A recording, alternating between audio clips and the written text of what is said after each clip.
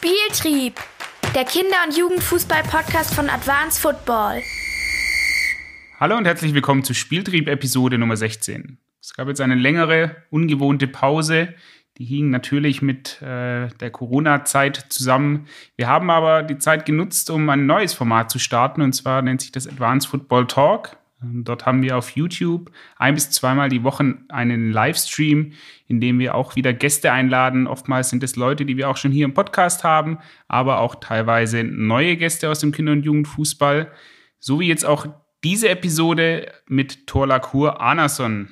Thor ist ein Isländer, den haben der Sakko und ich in dem Sudan kennengelernt und waren mit ihm zusammen für ein Projekt dort. Mittlerweile ist Thor Technischer Direktor des hongkongischen Fußballverbands und versucht dort den Fußball weiter voranzubringen. Ich habe mich 1 Stunde lang mit ihm auf Englisch unterhalten im Livestream. Dementsprechend ist die Tonqualität nicht ganz so gut wie sonst bei unseren Podcasts, aber inhaltlich wahnsinnig spannend, was er zu erzählen hat. Nicht nur von seiner Zeit, die er jetzt gerade in Hongkong ist, sondern auch von seiner Zeit in der Vergangenheit beim isländischen Fußballverband, wo er als Trainerausbilder und Nationalmannschaftstrainer gearbeitet hat. Ich wünsche euch viel Spaß mit dieser Episode Spieltrieb. Spieltrieb, Doppelpass. Great to see you. Great to have you here.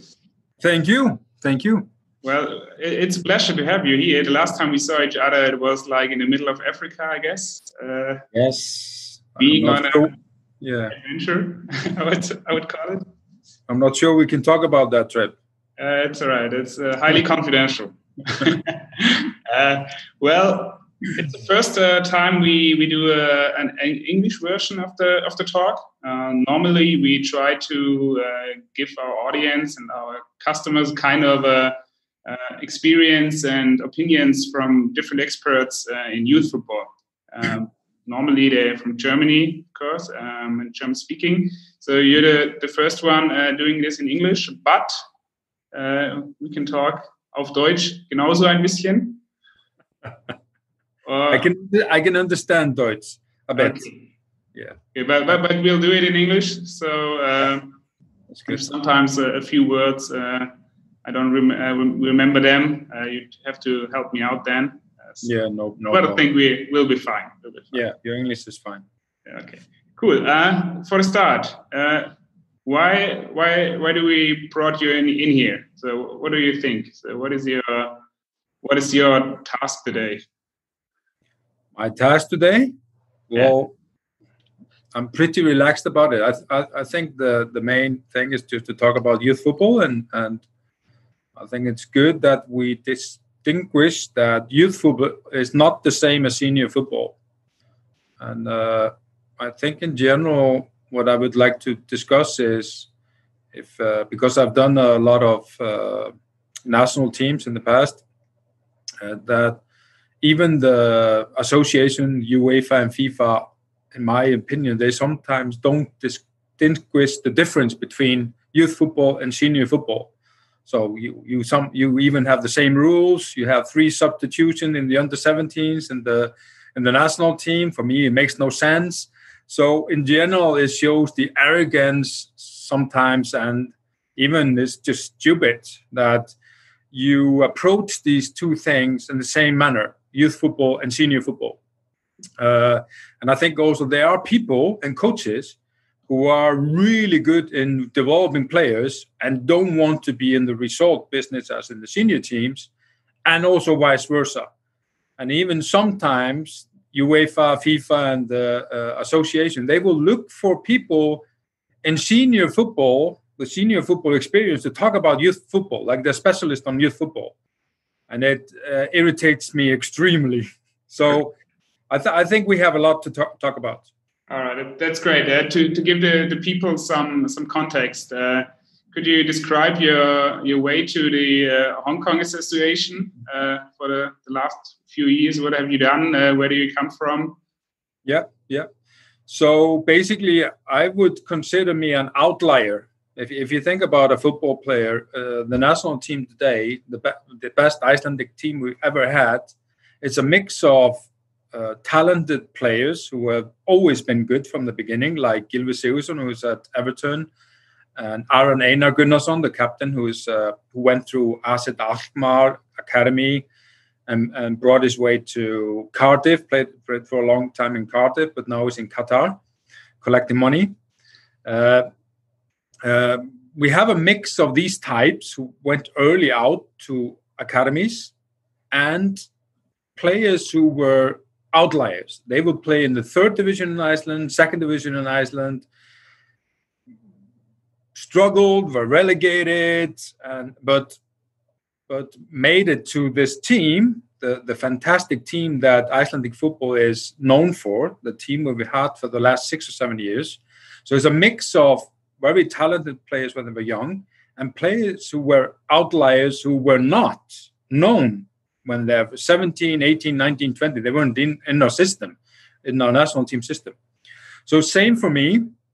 As a player, I was a decent player, really good goal scorer in the 2nd division, but got injured when I was 22 and decided to go into coaching.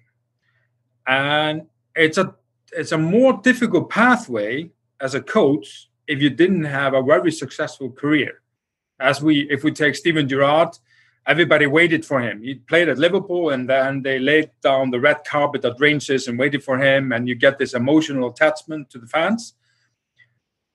We who don't have this successful career, we need to, fight our way like an outlier.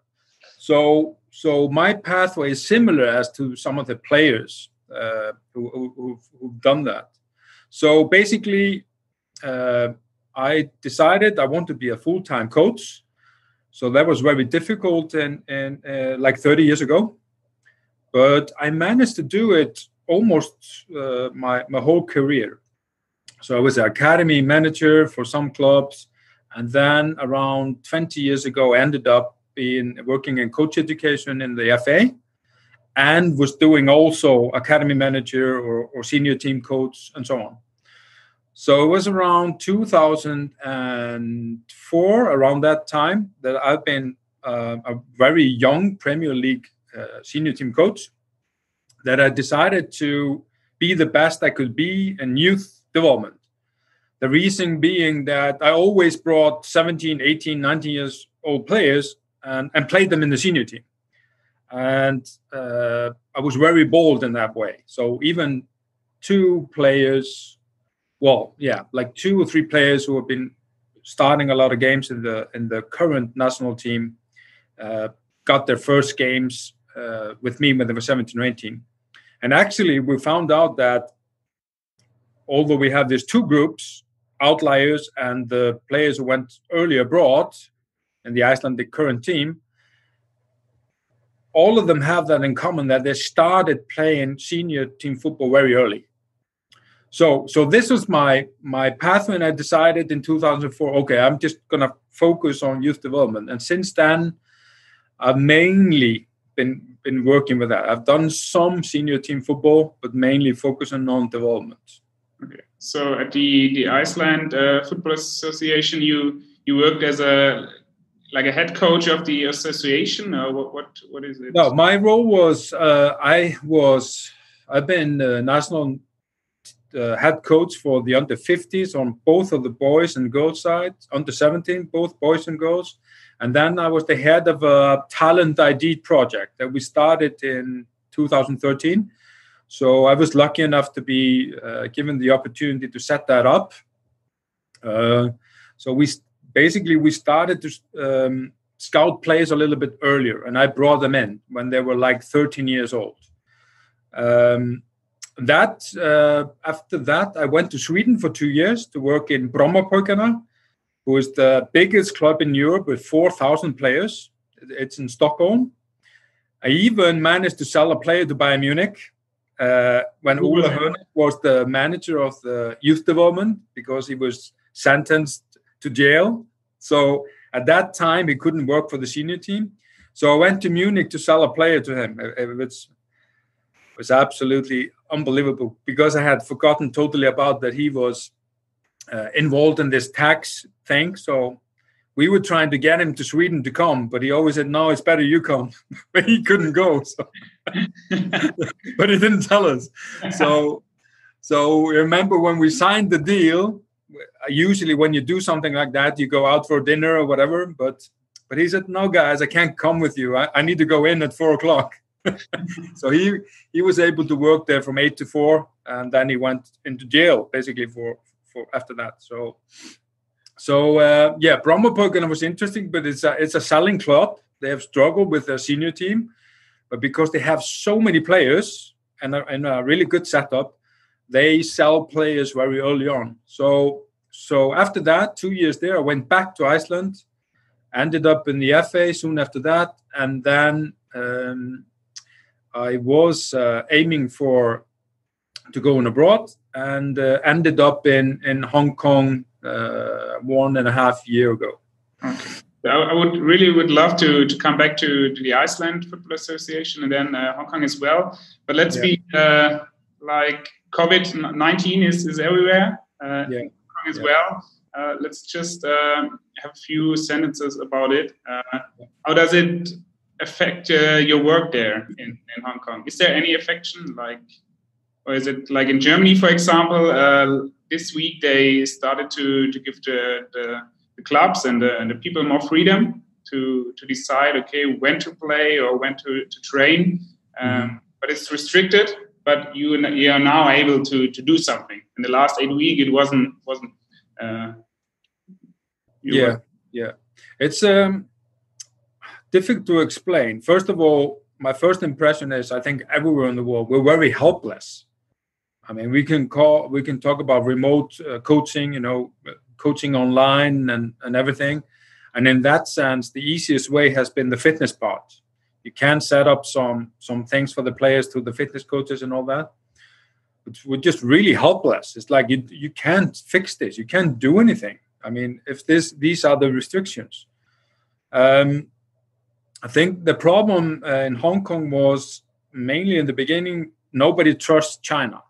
So this starts in China. So people thought the numbers were wrong. They thought it was going to be brought over to Hong Kong because the borders were open in the first few weeks. So it was a lot of panic, and it was not a good feeling to be here in the beginning. However, Asian people are used to viruses, more used to viruses than us in Europe. And they had the SARS flu in 2003. So with everything around it, it was soon I noticed that I was probably in the best place in the world to be in. And we only had 1,000 cases here. So, but because people are so careful here, they decided to close everything down.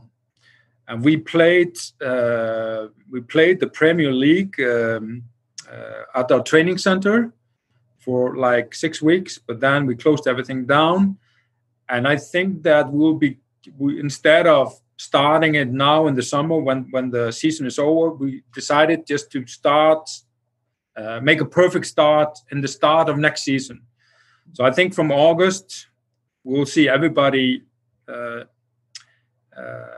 very active. It doesn't matter youth or Premier League or whatever. Just from August, we'll start from scratch. I think it was a sensible decision. So right now, everything is shut down. Yeah, we are not. I think that because gyms have been closed, they just reopened gyms, so they're slowly opening that. Some swimming pools with restrictions. I think a training center is going to be open in like 1 or 2 weeks, and then we can bring in first the national teams and the Premier League, and then the youth teams probably not until July, August. And there's no need to risk it. I think the mindset of everybody is that, okay, the season is over, so to speak. So we'll try to start from scratch. Total opposite here in Germany with the Bundesliga. Yeah, I think that in the two ways, I mean, we have these leagues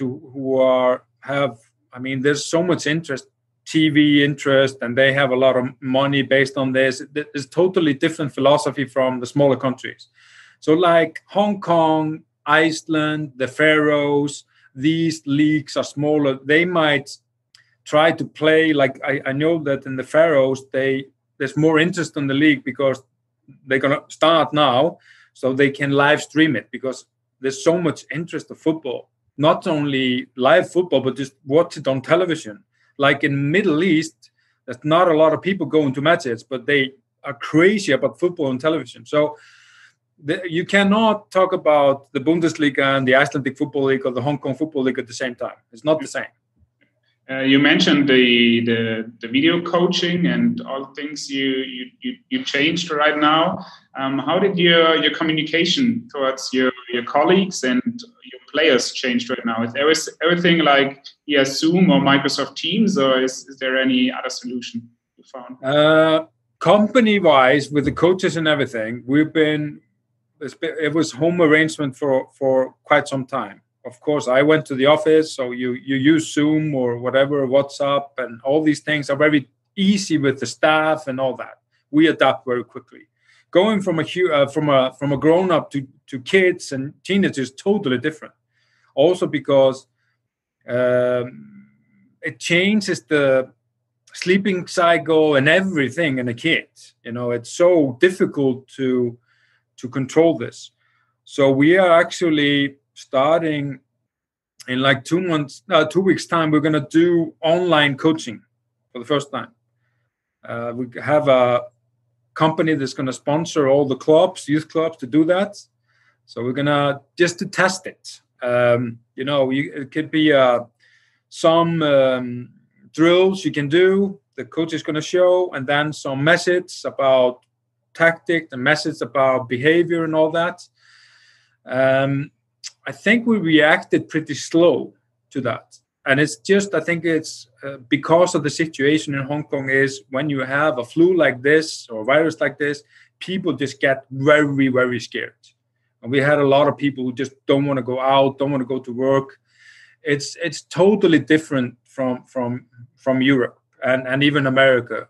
People just have difficulties with keeping the discipline, basically. So I think that we acted a bit too slow with this thing, with the online thing, because you can do some things, but with the restrictions in the country, it's difficult even to go out to all the training grounds. All the public grounds are closed, so you can do some things in your living room or in the balcony or whatever. But then we need to consider that this is one of the most indented areas in the world. I mean, it's so crowded and the apartments are so small, so it puts you in a really bad position. You can go out jogging or whatever. So fitness wise, it's not a problem, but you're not gonna, dribble the ball on the street here in Hong Kong. It's not possible. Despite these problems, is there any best practice you discovered in the last few weeks in your network, like with the challenges and maybe the methods of communication? Is there anything you think, that was useful? I really would like to do this as well. Yeah, I mean, Zoom, the way we are doing now, is going to be used more in the future. It's going to be because I have been finishing a development plan, and in the end, because people couldn't meet, you just do the meetings from home, or I was at work and the others from home. So I think that also what people can do, especially the coaches, you can easily work on your organization. It's like I've done so many paperwork during this time. We finished the development plan, we finished the curriculum, we managed to do that, and we are doing a strategic plan that's almost finished. So we spent time on quality. Just you can get lazy and you just say I can't do anything, but for the coaches and the clubs, there's so many things you can work on during this period. So I think that was no problem. The problem was just you're so helpless regards to the players.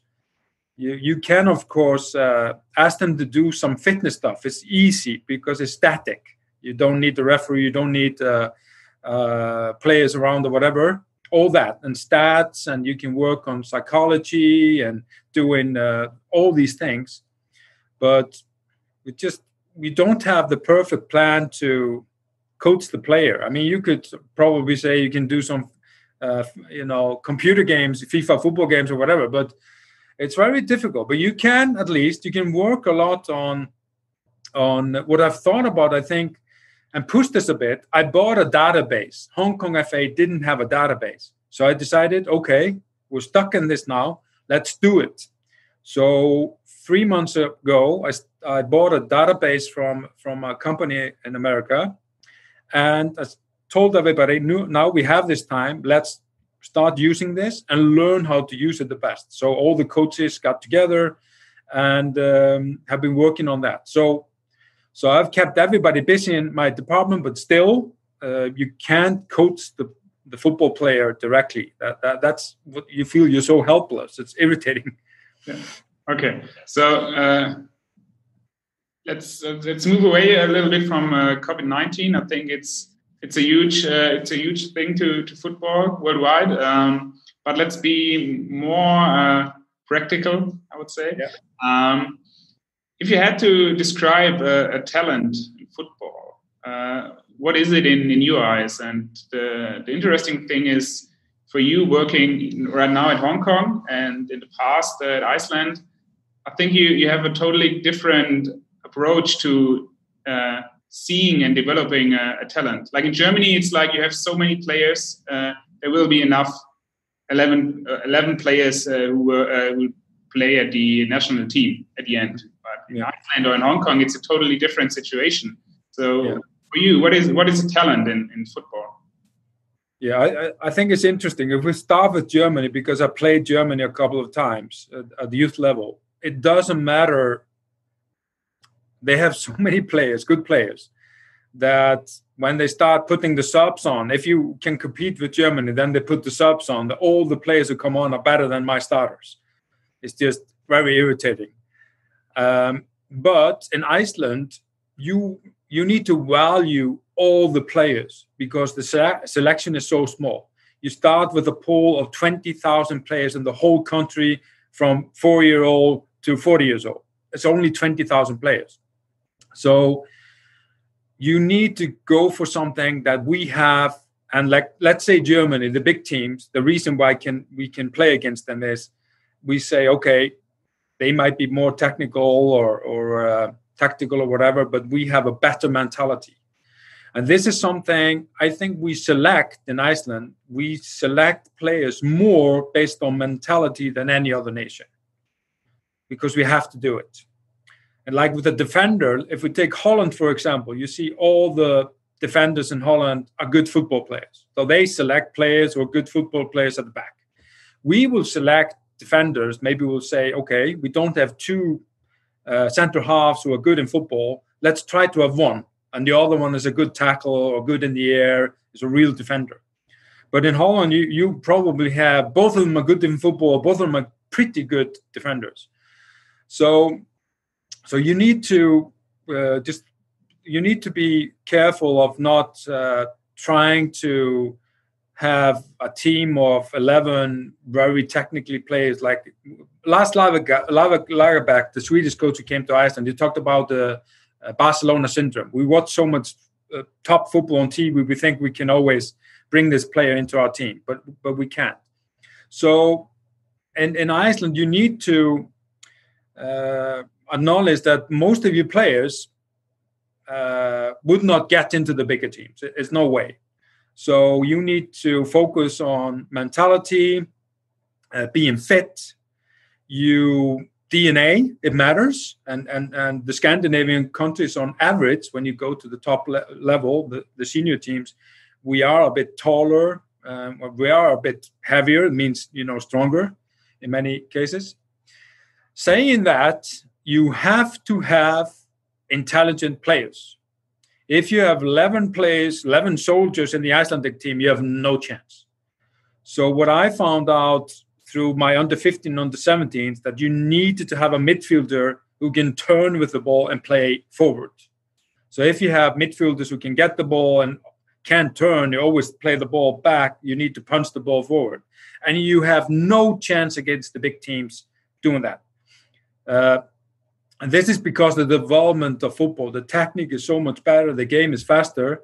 So I think you try to find the balance to bring in those technical skilled players into the youth national teams in Iceland. And you need to have around these players physically strong players.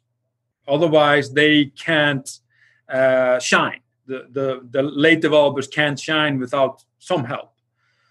When you come to Hong Kong, the system is totally different because the system relies on education.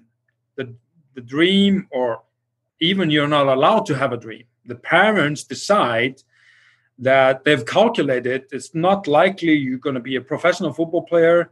And if you're going to be a professional football player, you're not going to have a high salary. So while in Iceland, everybody would say, oh, okay, I'm going to be like Gylfi Sigurðsson. If I don't reach there, okay, maybe I'll go for the study. I'm going to study and try to be like Gylfi Sigurðsson or Alfred Finnbogason. But if I can't, then I'll just concentrate on my studies.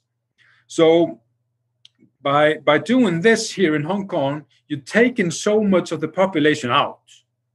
So with that 300,000 people in Iceland, 20,000 football players, you still have advantage in Iceland against Hong Kong. You don't have 20,000 football players in Hong Kong who want to be a professional football players. And if you don't aim for it, you're not going to be there. So you would maybe have 500 in Hong Kong, whole of Hong Kong, from 4 to 40 years old who want to be professional football players, instead of everybody in Iceland will want to be though, and in many European countries. So, but still, in Hong Kong, you have also really talented players. But they're not many. They're not many, but you have them. So there's a huge difference in the example in the under 18s of Hong Kong last year. I took them to a tournament. Some really good players. When you start talking about their goals, they don't have their own goals because the parents have decided they go to England for school, or B, they don't think they can be a big player. They don't have that. In Iceland, just everybody thinks, okay, I'm going to make it. I'm going to be a big player. How does the story you told me back in Iceland is that you could call the parents of the kids if they don't come to training, and you ask them, why is he not coming anymore? Like, I think there's a totally different situation right now in Hong Kong. So how is the communication and the scouting and development of these talents differentiating between Hong Kong and Iceland? Yeah, Iceland. Basically, the Icelandic system is very simple.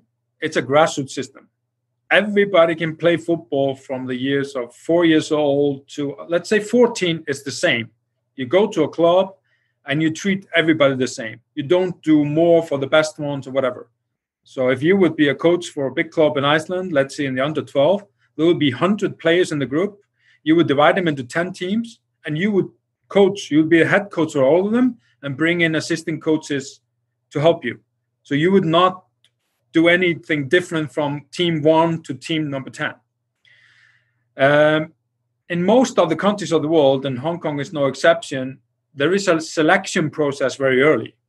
It's even in our grassroots system in Hong Kong, there is not all the kids can start playing football. You can go to a football school, but in our FA system in Hong Kong, there are like 3,000 kids who want to come into the under 6 and under 8. We can only take like 50, 60% of the players. So totally different philosophy. Selection process in Iceland starts very late. So in the old days, you would play team handball and football. So during the winter, team handball. And of course, we have loads of Icelandic handball players in Germany and coaches. In Germany, it's the small towns that do the handball. But in Iceland, everybody used to do that. But like, I would say like 50 years ago, when football went just crazy in Iceland, went really up the top and were really strong. If you were good in handball or football, you always choose football. So that's not a problem. In Hong Kong, it's the school who is the biggest problem. There is at certain times, when you're 13, 14, and again when you're 17 and 18, there is so much workload in school, and there are also school teams that are pretty big, like in America. So especially when you're 17 and 18 years old, you will have once a week a school training with your football team, and it's very sacred to them. So you have a football team, your club, then you have a school training, and then you might have some national team training. So you have more people getting involved, and communications a bit more demanding and more difficult. So it's totally different. So like I said earlier, of the whole pool of the players in Iceland, everybody is aiming for the same thing. But in Hong Kong, the selection process and everything is like there are more and more players falling off because of other factors. So you have 7.5 million living in Hong Kong, 300,000 people in Iceland. You have a bigger pool of football players in Iceland for elite. So, and that is, even in Scotland, I did my pro license in Scotland. I started calculating because they have this early selection also. And I calculated that if you think about it, Scotland and Iceland, you can say now Iceland is a little bit better, but they're like pretty even if you take 10, 15 years. Same again, Scotland don't have much more players to choose from because of the system, because you tell the players very early when they're 5 or 6 or 7 or 8, you're not good enough. So when you do that, you already told the player, we don't want you to take this path. So I even saw now I think it's Bayern Munich. They were saying that they don't want to select too early because of other factors, other sports and so on. So I think that the math in this is so unbelievable because we're always talking about how we don't have a lot of players in Iceland, but the percentage, how we just milk every drop out of everybody until they're 14, 15, 16. And then we start, selecting more seriously. Do you think it would be possible to do this kind of model in Germany, for example, as well? Yes. I would say that you can do this by saying that you have a lot of national teams, like under 14, 16, 18, if you use, let's say, if you select districts instead of, when you have the selection in Germany, it's a huge country. When you start in the under 14s, in every selection, there are players who drop out. Parents are angry, so you have other options. You decide, okay, I'm going to focus on my study. I'm going to focus on another sport. I'm going to focus on my girlfriend or whatever the factor is. So when you do the big selection, like let's say Germany do that, and the under 14 to select the best 20 players in Germany, there is no need. If you would say, okay, we have 6 counties or 6 districts in Germany, we're going to select 120 players in each district. All these players think they're in the German national team, all of them. You give them the same shirt. So you have 120 players thinking, I'm in the national team. So it's really stupid, even in bigger countries, to do this selection. And of course, what people have found out, when you tell somebody who's 14 or 13 he's in the national team, some of the players slow down. They get comfortable. They think they made it. And this is the same as in the academies all over the world, where you have the selection. Players and parents think, okay, he's made it, and you don't need to push it that much. So I think that it would be smart, because I started to talk about the academies, let's say in the bigger countries like Germany, that you would have a shadow squad. So let's say if people say let's say in the Hertha Berlin, the youth academy, you need to select. So you need to select in the under 8, let's say 12 players, whatever. Then if I was the academy director, I would say, okay, I'm going to select these 12, but I suggest we have a shadow squad of players born after 1st of July, another 12. At least you can sell that. But by selecting 12 players in Berlin, I mean, out of probably 1,000 players you can select from in that city, it's ridiculous. It's absolutely ridiculous. it's a funny thing that you mentioned Hertha BSC Berlin, because a club that is doing very, very good in Berlin is Alba Berlin, the basketball club, and they're doing this, like shadow teams and a huge fundament on players, and then they grow with them. So totally doing this kind of concept. We have a few where we had a lot of audience questions already. One of them is, how did Iceland surpass the perceived probability of success for such a small population in recent years by so much? I think you already answered it a bit, and maybe you could take it to Hong Kong as well. So what is the plan for what do you want to do with Hong Kong? Yeah. Okay. I would if I of course add a little bit to that question, I would say that what Iceland did is the group of players who is now milking the last drops out of that team, they started playing very early in the national team. So we lost like all the games almost for 2 or 3 years. So they got the chance when they were 20, 21, 22. There's a large group of players who went to the Euro finals in the under-21s and did pretty well. So they got the chance to play with the senior team when they were 20, 21, 22. And it was not good for the national team coach at that time because he was sacked and everybody said he was not a good coach. But actually, I think he did a really good job giving the players this opportunity. So that's if we take that further, what I was talking about earlier. In regards to Hong Kong, there's so many outside factors that I cannot control. What I've changed in Hong Kong since I came is I've changed the grassroots and the elite pyramid, so we can make use of the players. They had a very early selection. They brought in players in the under 10 and selected them to the national team.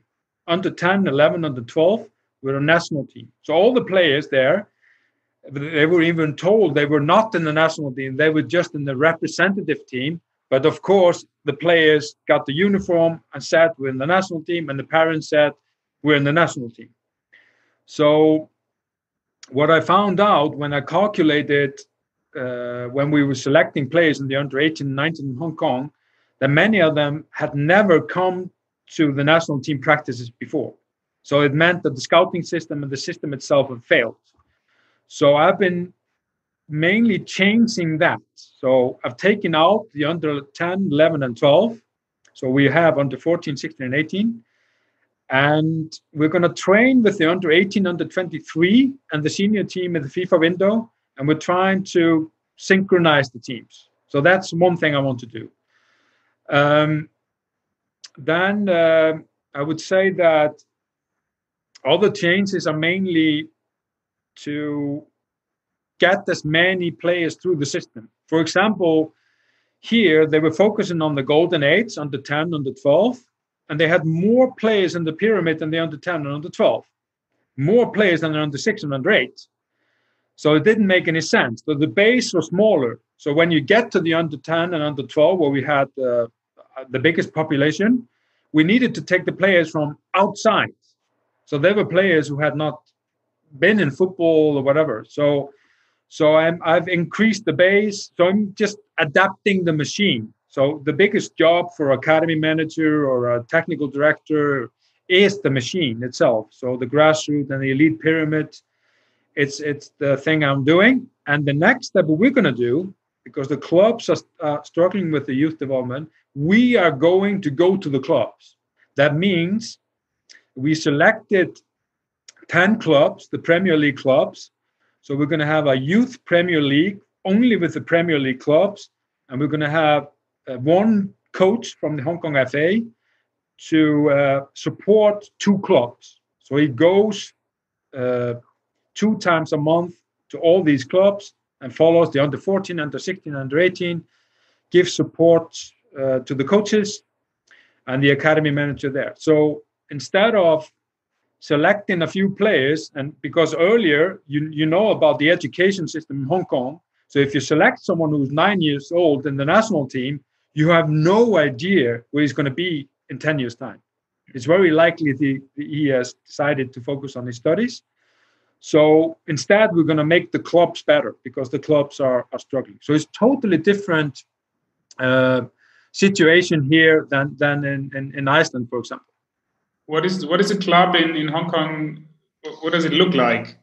If you have to kind of compare to a grassroots club or in Germany, yeah, many employees, or is it everything is just without any money? Or yeah, I would say that we have one club who you could say has a really well structured academy. Just you don't need to go in there to fix anything. That's a top club in the league. Then you have a few clubs who have a semi-academy. So they have some structure that's good in place. And then the other clubs in the top league, I would say that's just basically grassroots football in Germany. So the coaches are lowly paid. They're not full-time. And you don't see progression from year to year. So that's the problem. Then outside this, in the Premier League, you have commercial soccer schools. And that's commercial soccer schools are very strong in many sense in Asia. So we have some of them like Chelsea football school. So they've taken the philosophy from Chelsea in many cases and done pretty well. But if you think about results of developing players, the big clubs have failed both in Asia and in Africa. So you probably know about the Dare to Dream football school in Africa, in Ghana, from the connection with Nordsjælland in Denmark. That idea is originally about education. So the first aim is to educate the players so they can go on a scholarship somewhere in the world, preferably to America, and then become football players. So they start with, I want to come here and help you. No other big club has succeeded in Africa because they've always been there for themselves. They want to go in there to sell shirts or for commercial reasons only. And same for Asia. And some Chinese clubs have a cooperation even with German clubs. So they say, okay, let's, for example, say, because we talk about Hertha Berlin, let's say that one club has Hertha Berlin taking care of the youth academy. But by doing that, you know that this is not the best staff at Hertha because they have their best staff in Germany, of course. So there will be a shadow staff, probably less developed, younger coaches and so on. Nothing wrong with it. What I'm saying is that the main reason that the German clubs or English clubs or Spanish clubs want to go to Asia is because of the population. They want to sell shirts. So it's a lot of total lack of respect. Well, this Dare to Dream project, whose a big success, is because first we want to come in, educate the players. If it goes well, you go to a school, or we can sell you to a bigger club or big club, so, like they've done. So, is it your task to bring in the knowledge then to the clubs and to the football schools, or aren't you able to do this? Yes, definitely. I think the channels are pretty short. You know, especially what has changed since I came is that I've gone to the media and said we need to play younger players in the league, and even in the national team. And this is the dilemma. We, the coaches, when you're young, when I was 25 years old, I thought, okay, I'll do this drill. The drill is going to make the player better. But there's also this huge things called opportunities. And of course, in Germany, you've been doing this. You've been playing young players in the league. You go first for local talent before a foreigner, and you develop a lot of young players. So this is what I've been trying to discuss in the media. And for some reason, a lot of locals are starting to say this also. Because Asia is based on ranking. That means if a 25 player is equally good as an 18-year-old, they will go for the 25-year-old because of respect for his previous jobs or previous games or whatever you call it in the club. As in Europe, because we often think about maximizing the product. So we would say, okay, an 18-year-old player is equal to a 27-year-old player. So if you play the 18-year-old player, giving opportunity, he will after 1 or 2 or 3 months be better than the 27-year-old. It just makes sense. It's math. So I think that I've been able to change this attitude. It's changing. But in the Chinese Super League, they made this under 23 rules. So they decided you need to play a certain number of players. But I was very surprised. That didn't work out. For one, they started playing less players than before. And secondly, in some of the games, they were substituting the young players in the first half to follow the rules. And even they would put a goalkeeper on as an outfield player just to, fill the rules. So unfortunately, it's still in many countries, not only in Asia, that you play young players because you don't have money. It's not like you want to. Like North Zealand, they have this philosophy. The average age in Europe is the lowest, like 21, 22 years, the average age of the players in the starting lineup. But many countries, same in Iceland, when you struggle, you bring the young players in. They are cheaper. So financially, when you struggle, and also here in Hong Kong, they will get a chance. So it's not organized. So you have a lot of work to do, like changing the mindset of the people here in Hong Kong. Are there any other principles your work is based on, like besides changing mindset and the thinking about football and youth development? Well, I think that, of course, I think I have my own principle, of course, but there's also this frame that the Hong Kong FA has. I mean, I cannot just do whatever I want. We have a senior team coach who just selects the team the way he wants. The coaches have some freedom, but we actually started from the beginning. When I came in, we brought a 16-year-old to the under 23 team, for example. So some of the things we're starting to implement it. Maybe I started talking about it and maybe I don't notice that these things are already happening, but they are. So, but in general, there is, you talk to me like a normal TD, but I need to tell you that the average lifespan on a TD in Asia is 12 months. So you're telling me, okay, what are you doing? What are you going to do? I'm in a job like I was coaching in the Bundesliga or the English Premier League. The lifespan is 12 months, and I've been here for 17 months. So I cannot think, I want to in many ways to think long term, but I need to do things as quickly as I can and drive them through, like setting up this youth Premier League, helping the clubs, pushing young players, fast track them through the system. And actually, I have the plan, it's ready. Some of the things I'm starting to implement. And then I will either be sacked or I will leave for another job. It's just a fact in Asia. This is just a fact.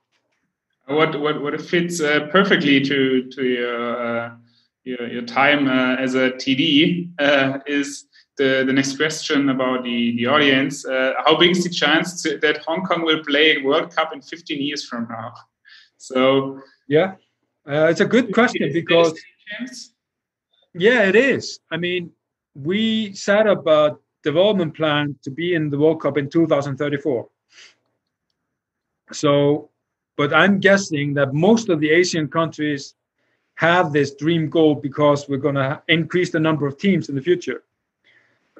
The obstacles here are because we talked about math. We talked about Iceland and the math, how we used this 20,000 players and tried to put them through the elite system. In Hong Kong, if you don't play young players early on in the Premier League or in the national team, you cannot reach that goal. So it doesn't matter if the coaches are good. If the first game for a young player in Hong Kong is when he's 21 or 22 or 23 in the league, he's not going to make it at the international level. It's not possible because the league is slower than most of the best league in Europe. I mean, and the best leagues in Asia. So we have many leagues in Asia who are better than the Hong Kong Premier League. So you can think about it. This would be something like the 6th league in Germany, the standard. So if you were the coach just of a team in the 6th league and you have a guy who is very promising, who's 18 years old, and you would not put him in the team because he's too young, because he's only 18, he's not going to be a player because the 6th league is slower than the 5th and the 4th and the 3rd and so on.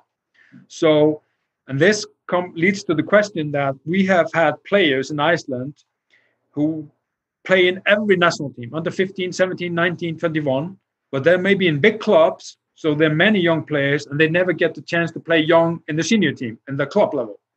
At the same time, you'll have maybe a boy on the countryside who is not in the under 15, under 17, or under 19, but when he's 18, 19, he starts playing in 2nd division, all the games for the senior team. So he will go past that player who comes from a bigger club like this. So this is just math. So in Hong Kong, we can go to the World Cup, but it's based on if we bring the young players early, like 17, 18, 19 into the Premier League. 20 for me is too late because the league is not strong enough. Okay, we have a few questions from the audience left. I think it took you some time to answer them. So last question from my side is, we talked about the multi-sport approach in Iceland with team handball and in the winter and football in summer. What are your thoughts about it? Because yesterday I heard a podcast with Steve Carr and Pete Carroll from the NFL and NBA, 2 head coaches, and they talked about it as well. Because in the US you got this approach as well with playing different sports in different seasons of the year. What do you think about it for developing a football talent and playing other sports as well? I think it's mixed. I would say 5 years ago, I would say definitely do it. And still, I say you should definitely do as many sports as you can until you're like 12 years old. What has changed with the football part is that it's like the goalkeeper position. You have to be a really good footballer. So let's say it's a very difficult decision. Should you be in goal when you're 8 years old, stop being a goalkeeper? Or the best way would be, okay, we decide who's the goalkeeper when you're 8 or 9 or 10, but you also play outside. So I think that physically, because the biggest change in football in the last 5 years for me is fitness. You would have players 10, 15 years ago who were really fast in their brain, but slow on their feet. Dieter Hamann comes to mind, a very good footballer, but I think it's getting more and more difficult to be a top footballer if you're not fast on your feet also. And the numbers show that. So it's no right answer because we have football players who never done other sports. But we also have players who, when we go back in time, we look at their careers and they did other sports.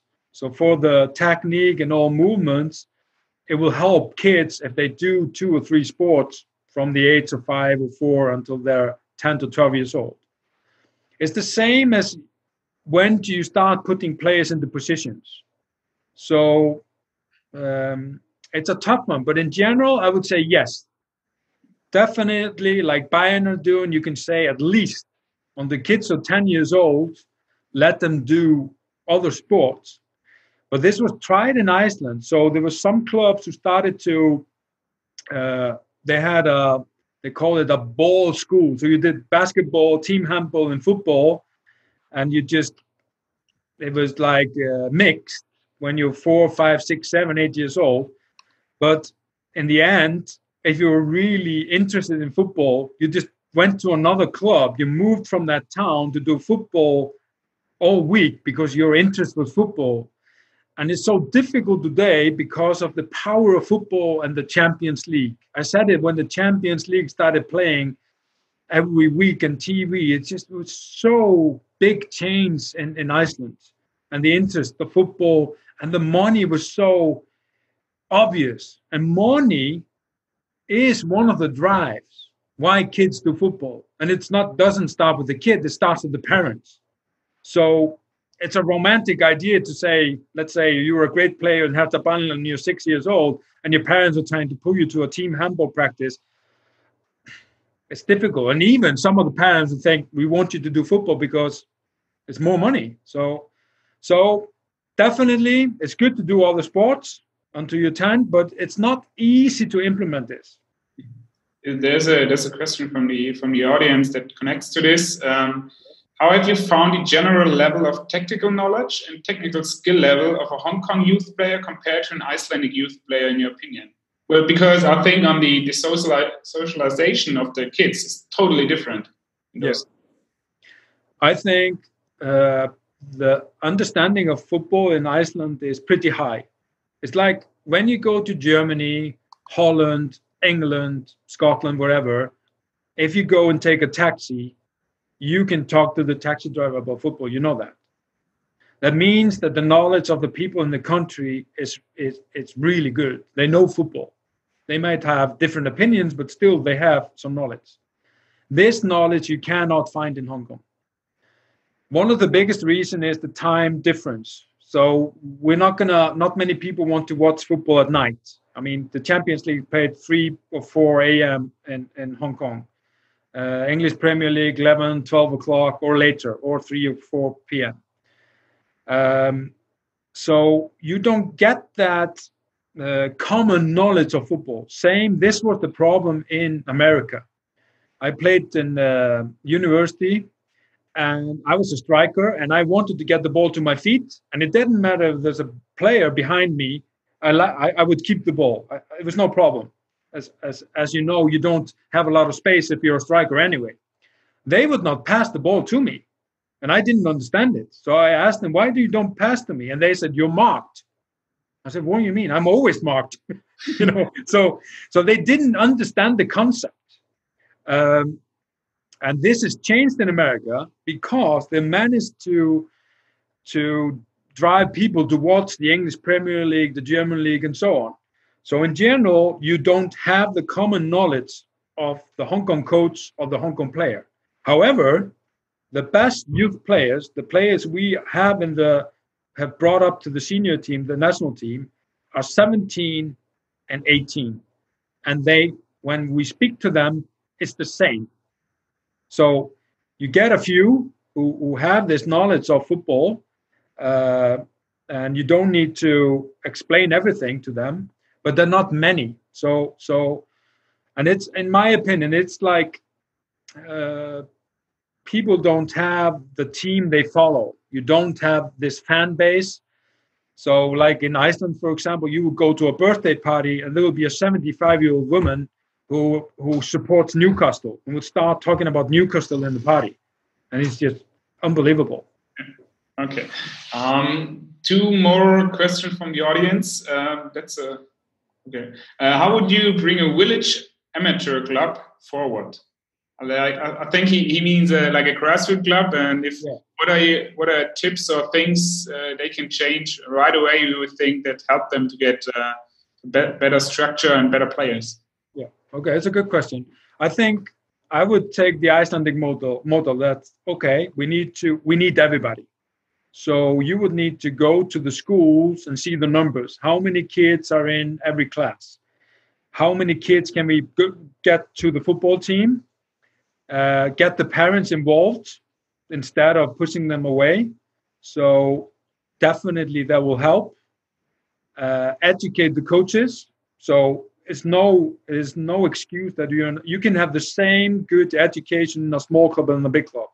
And this is the difference from Iceland and other nations. You have to have a license to be able to coach.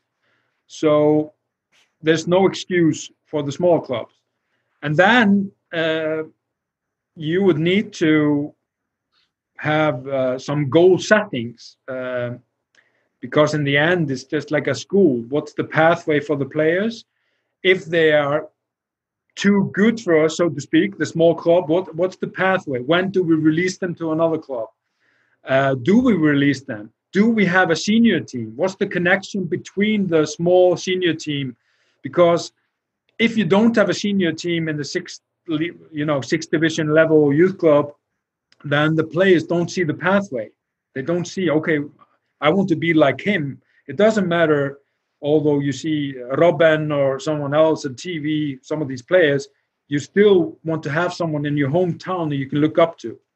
So I think these were the other things that I would try to look to. Mm-hmm. Then the last one is, what skills should a trainer bring? Like football-like, but also tactical and on the psychological human side. Youth football? Of course, always youth. Yeah, okay.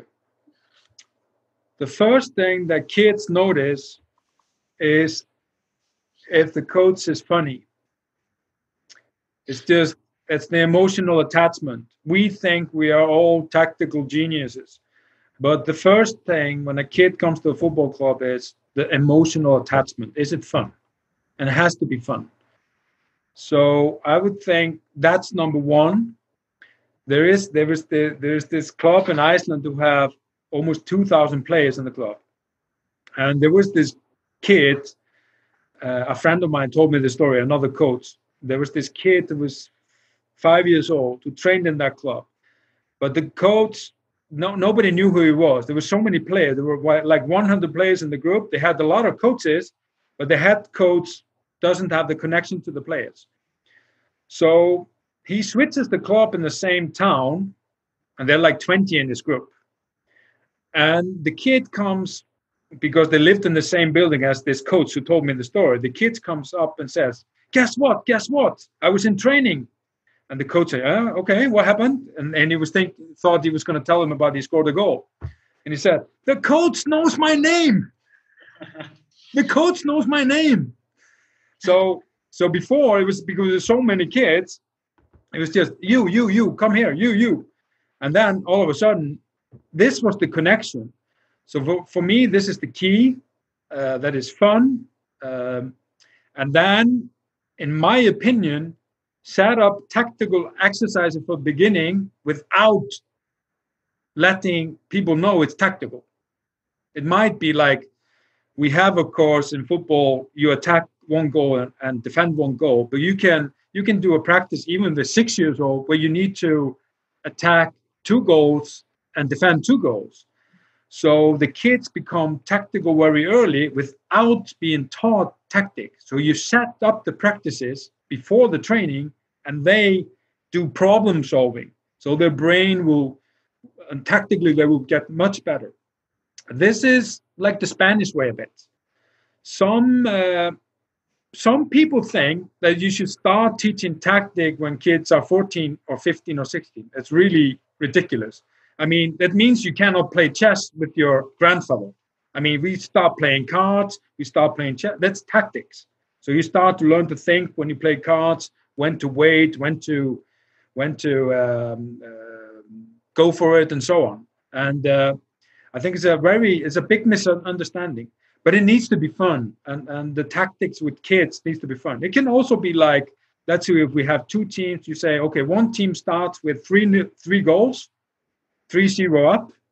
What happens, you don't need to say anything. The kids who are 3-0 up will try to keep the ball. The other ones will press. You don't need to tell them that. So use tricks like that to get the things you want them to learn, instead of always telling everybody. Then you need to tell all the 21 players what to do. So I think that's very important, and just be a teacher. So teacher of football, and not only think, it's a difficult one, not only think about your career. The mistake the young coaches do, we've all been there. We want to win a game so everybody will notice us.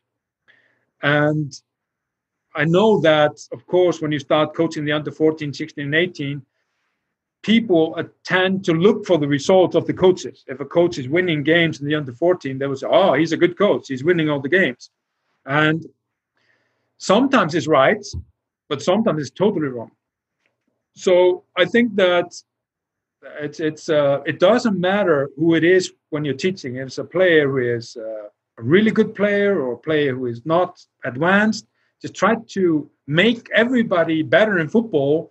So at some time in their life, even when they're playing with their buddies, when they're 40 years old, they have some skills.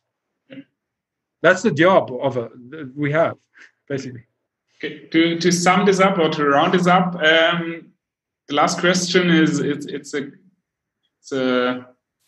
one of our favorites. We always ask them on the podcast as well. So you're allowed to announce one rule to all the FAs, clubs, coaches all over the world, no matter the complexity or the cost of the rule you give. What would it be? One rule. Like, for example, giving a second goal to every game, for example, or it could be anything. Yeah. Well, the easiest way would be no games and 0-0. I mean, it would be the easiest one. There's a few things. If we look back in time, I remember when they changed it, you couldn't give to the goalkeeper because in general, we're very conservative. You know, you respect football and why are they changing this? So it's one of the best changes ever in football. It was ridiculous. You were winning and then you just passed to the goalkeeper. I would say that no 0-0. It doesn't matter what level. So you would need to go for it. It's an easy question in regards to that. Otherwise, I would say like we started, it's irritated me a lot in the past and still happening. The youth football and senior team football is very different. And going with this under 17 national team, last game of the European qualifiers in the group stage, and you have maybe 2 players in the group who haven't played, and if you change the goalkeeper, if someone gets injured, you got 1 fewer player. So you should be able to let everybody play at that level in the tournament or have 5 changes or whatever. It's so ridiculous to be saying, okay, this is the game. So the under 15s need to follow the rules of the grown-ups. For me, it's so old-fashioned. And even now, because of the coronavirus, they are changing it to 5 changes. But still in youth football, you have three changes. So I would definitely at that level always change that. All right. So Thor, it was a pleasure seeing you again, talking to you again. Me too. A lot of questions, a lot of interest. Questions. Unbelievable. I hope you find it interesting, and I think our audience could learn a lot from it. So hopefully we see each other again, and have a great. I think it's night at Hong Kong already. Yeah. It's night. It looks like you were in quarantine. I am. In the room. I am. It's 8 weeks now. 8 weeks. Yeah. All right. Okay. Good to see you. Thanks a lot. Thank you. Bye-bye. Bye. Spieltrieb, Doppelpass. Das war das Live-Gespräch mit Thorlakur Arnason. Wie vorher schon angesprochen, ist die Audioqualität nicht ganz so hoch wie bei unseren sonstigen Podcasts. Ich hoffe, ihr konntet trotzdem inhaltlich allem folgen. Mir hat es wahnsinnig viel Spaß gemacht, weil es mir auch wieder gezeigt hat, wie unterschiedlich doch die Ansätze sind, auch wie unterschiedlich die Voraussetzungen sind, die in den einzelnen Ländern gegeben sind. Und wenn ihr mehr erfahren möchtet zu der Arbeit von Thor, könnt ihr ihm auf Twitter folgen. Ich schicke euch den Link in die Biografie bzw. in die Shownotes. Wenn ihr mehr zu unseren Talks erfahren möchtet, die findet ihr alle im Real Life auf unserem YouTube-Kanal unter advanced.football talks. Ansonsten bleibt mir noch zu sagen, genießt die Zeit mit ein bisschen weniger Fußball und wir hören uns bei der nächsten Episode Spieltrieb.